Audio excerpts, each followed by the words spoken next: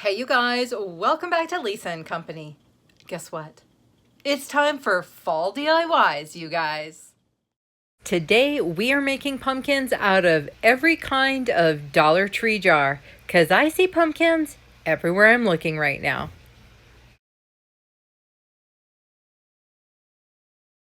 Okay, so right before we get started, I have to share a little goal I am trying to get to, and I need you guys to give me a hand. On August 25th this year will be my second anniversary on YouTube, and I have decided my goal is to hit 25,000 subscribers by August 25th. That's right, 25,000 by the 25th, and only you guys can get me there. We are so close. Help me reach this next milestone in my YouTube journey. Pretty please? For this DIY, we are taking this jar that screams pumpkin shape to me, and we are going to be decoupaging it with this beautiful fall colored orange buffalo check napkin. If you're wondering why I put a coat of paint on it first, well, that's because it keeps the color of the napkin true. By true, I mean if you put the napkin just on the clear glass, the white doesn't look white anymore, because when you put the Mod Podge on, it almost becomes translucent. So by painting this white first, and this works with any project you do like this, it really keeps those colors popping and bright. Okay, so if I use the napkin the way it was intended, I'm going to get a diagonal pattern. And I really wanted to go with a traditional up, down, east, west, north, south pattern on my jar. So I am going to turn it on an angle. Put a little bit of Mod Podge on and make sure you have a nice even coat. And then very gently lay your napkin on top, get it where you want it, and then pat, pat, pat until you have it in place. I know it looks like I'm rubbing, but it's a really gentle pat, and you really want to do that so that you don't tear the napkin where you don't want it to tear. When you put your top coat on, it's a great time to smooth out any bubbles or imperfections, and then I am going to very gently tear away the pieces that I don't need, or I am along the bottom anyway. Where the largest pieces were, I went along with a pair of scissors and just carefully trimmed those off. I was having a terrible time, and I didn't want to tear this napkin because I had high hopes for the finished product. Now, I love the way the front and the back of this turned out, but I can't stand how messy the sides are. So we are going to use this Dollar Tree tropical skirt and create a whole bunch of braids that we will use to create ribs on the pumpkin and hide the parts that I'm not loving. To do that, I took 12 strands of the skirt, and I'm going to separate them into groups of 4, take them down to my work surface, and just braid away. It's actually really therapeutic, and I was having so much fun doing it. I made way more than I needed. So I'm pretty sure we are going to see some more of this in another DIY. On top of that, I've barely touched this skirt. I suspect I am going to be using it for months and months, and I'm going to have to think of a whole bunch of other projects that I can use it on. Now I'm just going to take those pieces I braided and glue them down from top to bottom, trimming them off as I go. My only tip to you is to make sure you have enough glue at the top and the bottom so that your braid doesn't unravel. And it's really so simple.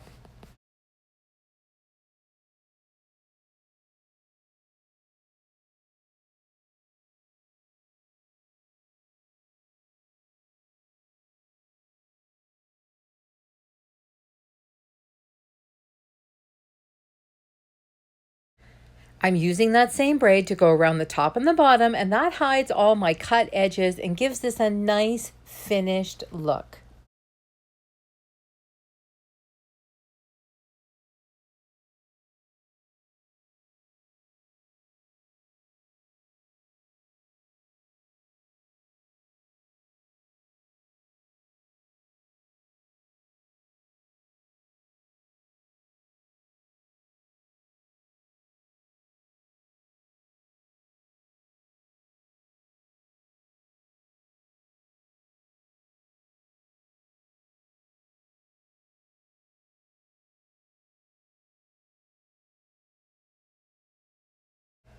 To finish off the top of my pumpkin, I am using one of these candle cups. I have a ton of them that I bought at the Habitat Restore. I've painted it white.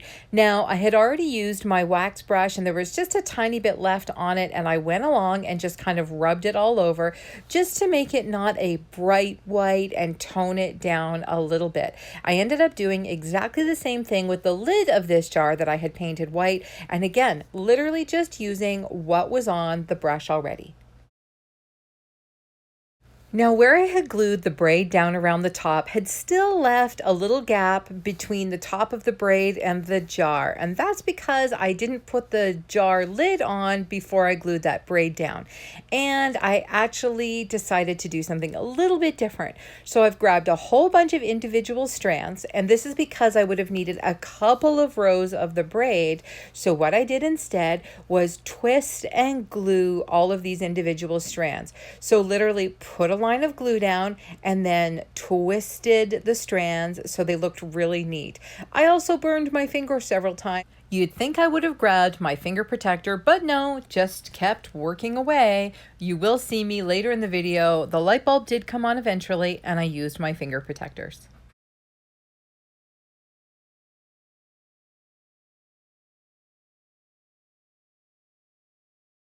I really like the way this finished off the top of the jar. It gave it a nice sort of weighted look. I was really pleased with it. To finish this off, I wanted to use something nice and light and not add green to this one. So I've used these really, really pale leaves I picked up at the Dollar Tree. I just love all the different shades in them, and they scream fall.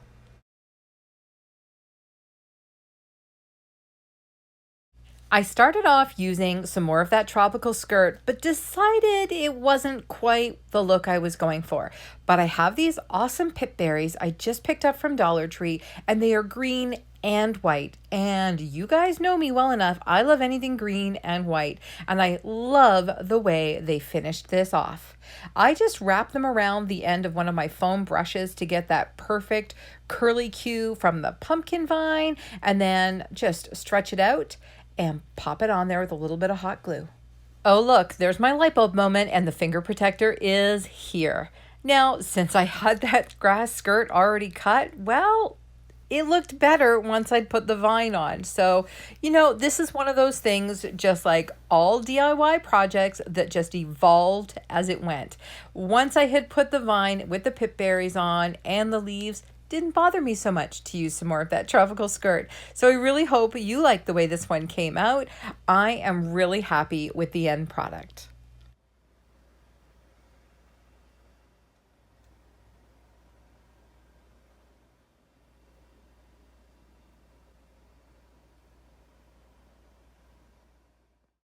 When I saw these at the Dollar Tree, they screamed teeny tiny mini pumpkins to me, and I thought it was a great opportunity to try out the Dollar Tree's chalk paint. Now, I'm going to start by saying this is like no chalk paint I have ever used. It's not what I would really call chalk paint, but it was $1. So this is what it looks like with one coat on one and two coats on the other. And I'm going to tell you guys, it took me 4 coats to get my finished result, with a whole bunch of drying time in between. So you guys, you can decide whether you want to give it a whirl or not. Now, what I used for the top was some Dollar Tree dowels. I trimmed them to the length I wanted and then went ahead and used some of my antique wax to make them look a little bit more like a pumpkin stem. I've put them on with hot glue, and my trick for this, and it totally worked, was I put the glue on the wood, not on the metal. So it was still hot and it made great contact with the metal. Again, I'm going to use some more of my Dollar Tree pip berries, and this one, the berries are red and orange. How fall is that? Of course, this year I am feeling the traditional fall colors, so you're going to see more of this than you're used to on this channel. So I went ahead and did the same thing, made my vine, and just popped it on top with a tiny bit of hot glue.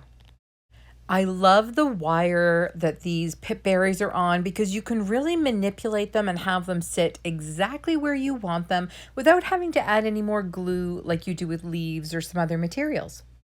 Now, because these were so small, I needed some seriously tiny leaves. So I grabbed some leaves from one of my Dollar Tree foliage bundles and I literally cut a leaf shape out of it. Just a teeny tiny leaf so I could add it to my teeny tiny pumpkins.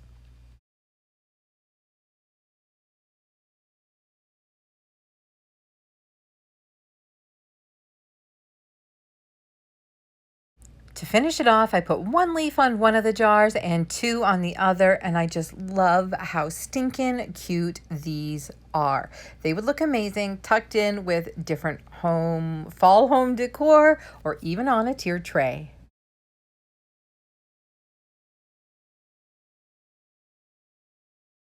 And even better, I think they look great paired up with that buffalo check orange jar pumpkin.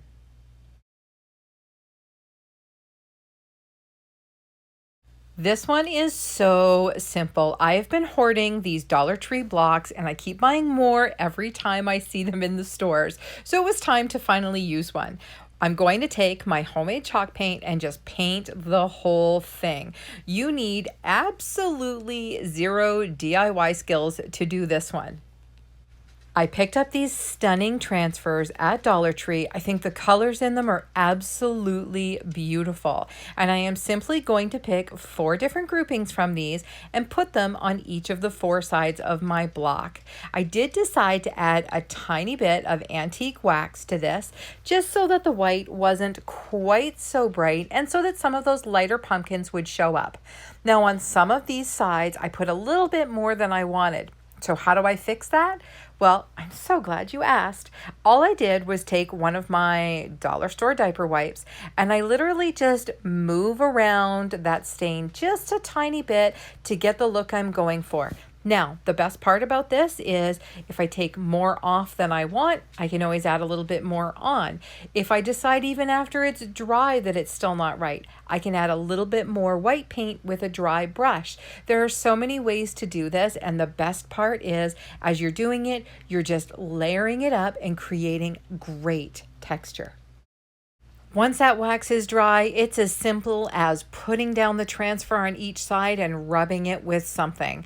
You can use a gift card. I used the end of a paintbrush and then I added a tiny bit of greenery to the top, and I mean tiny, and a little twine bow. And I love the way this came out. This looked great paired up with some of my other Dollar Tree pumpkins on the mantle, but I think it would also look fantastic on a tiered tray.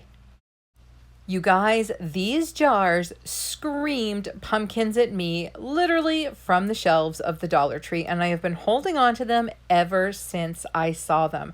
I just thought the shape and that way that topper was on it basically was a pumpkin all on its own. Now I have a couple of ideas for this, so you're actually going to see this once in this video and once in another one. Now I'm going to put down some of my favorite Rust-Oleum chalk paint in gray, and then I painted the tops with some acrylic paint, totally forgetting that A, it's too hard, it takes a million coats, and it doesn't stick terribly well. So I took some of that acrylic paint, mixed it with a little bit of my talc, and I created a tiny little bit of homemade chalk paint. Now I just eyeballed this, and you can see that I'm just working until I have a good texture, and this stuff, 2 quick drying coats, and they were beautifully coated. And that's how easy it is. If you're having a hard time with one of your acrylic paints, simply add some talc. Once that was dry, I went in with my antique wax just to give it a richer finish, put a couple of dabs of the gray paint on, went back, and you can see I'm just layering it up and trying to create something with texture and dimension. What do you think? Little bit of antique wax on top of the gray paint, and I love the look. I have this greenery actually from last fall and some twine, and we're just going to use that to finish these off. Now, here's what I'm going to tell you guys. Typically, that greenery would go right at the base of the pumpkin stem, but because I had done the entire thing in brown, I put it just below that. Now, tell me what you think down in the comments. I found it looked a little less pumpkin-like when I did this. Would you have painted the entire top brown like I did? Or do you think I should have just done that little handle part in the brown so that I could put my leaves and twine and stuff like that in the traditional place, like we would on a pumpkin. You guys, I want to hear what you say about this because I told you I have one more set of these jars and I'm going to do them a different way next time. I used a heavier 4-ply twine to finish this off, and I did that because I wanted to unravel the ends when I was finished, and I am so glad in this case that I did. I kept trimming it down until I had just the right length, and I love the way it looks when it's frayed out. There's just, I don't know, maybe I'm just having like a texture moment. Maybe it's because it's fall and I'm feeling it's time for blankets and sweaters soon. Who knows, you guys? But ultimately, you get to head down to the comments and tell me what you think. So in the end, I thought these looked more like gorgeous fall home decor than pumpkins. What do you guys think? This is another fall DIY I have been so excited to do ever since I saw the 3 different size mason jars at Dollar Tree. But first up, we have to decide what we're going to do with all these lids. I have 3 of these Rust-Oleum Patina kits, and we're going to decide together which one to use. This is the color of the jars. I used a whole bunch of spray paint I had on hand to create these, so it's a lot easier to see before we pick our lid color. So we've used this copper one several times, so that's out. Then I have a rust one, and the other is an oxidized finish. Now for me, well, blue isn't really screaming fall, but this one looks like a rusty old piece of metal you find on a great fall walk.